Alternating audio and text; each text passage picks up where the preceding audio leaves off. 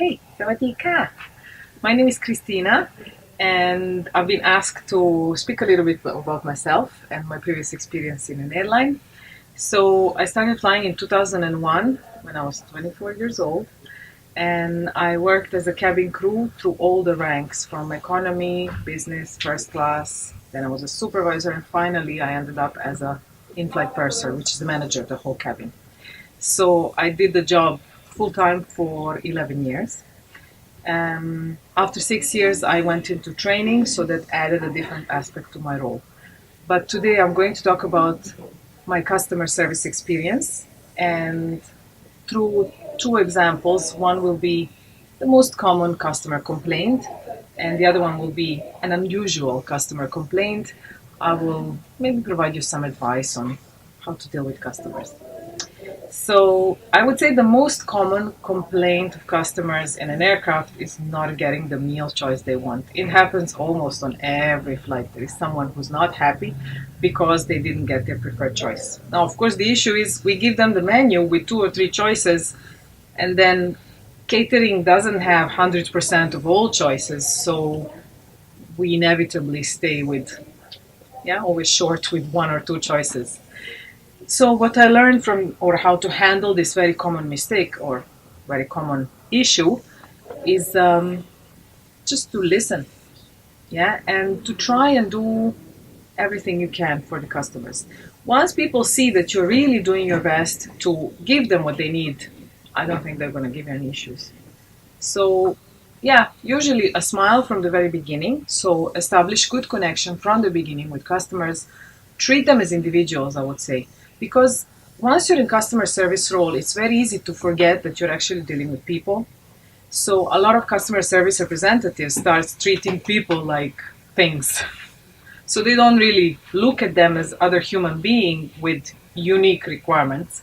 They just deal with everyone as hi, welcome, bye, hi, welcome, bye. So this is where customers don't feel good. So if you treat everyone as a friend, and if you do your best to give them what actually we promised when we gave the menu, but unfortunately in an aircraft we cannot call the chef, can you make this meal quickly?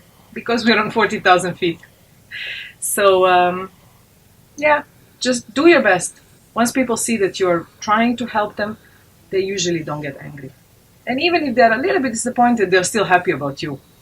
So this is great. And usually it makes a good impression about the company as well.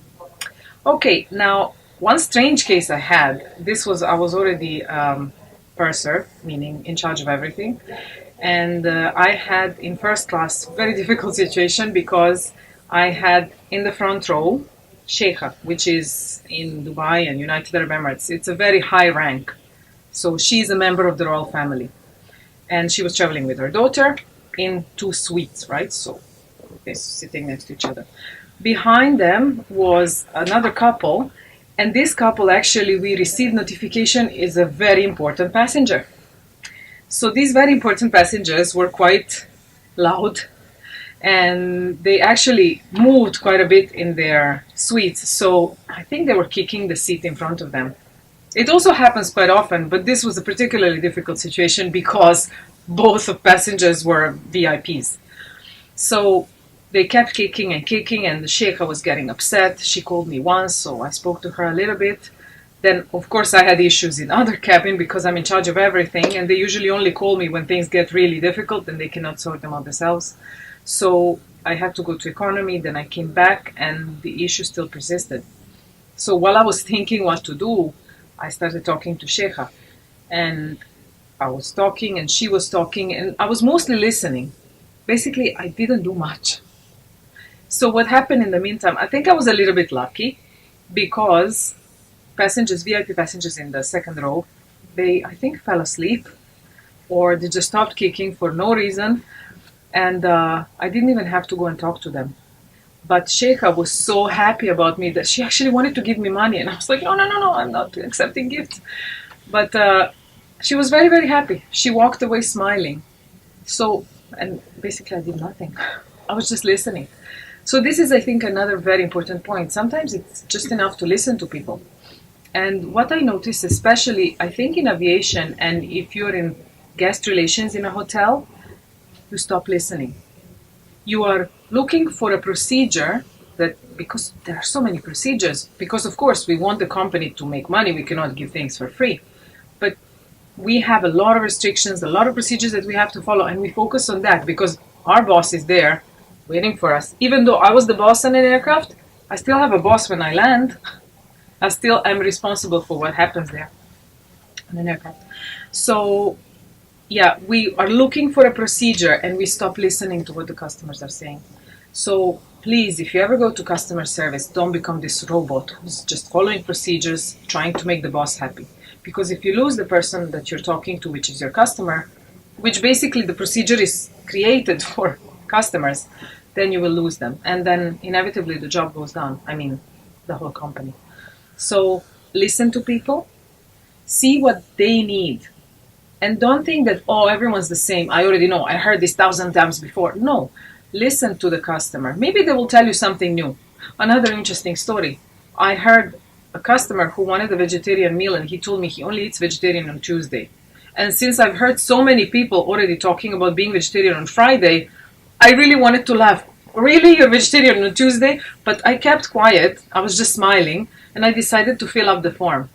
Now, when we landed, I spoke to people from the country of the person that I was talking to, and really there is such a thing of people who are vegetarians on Tuesday. So I was like, thank God that I didn't actually, laugh. Like, really, how many requests can we get that are different? So you see, this is why occasionally you get surprised. Most of the time you're dealing with things that are similar. And if that is the case, enjoy it because your job is very easy. You listen, you smile, customers tell you their complaint.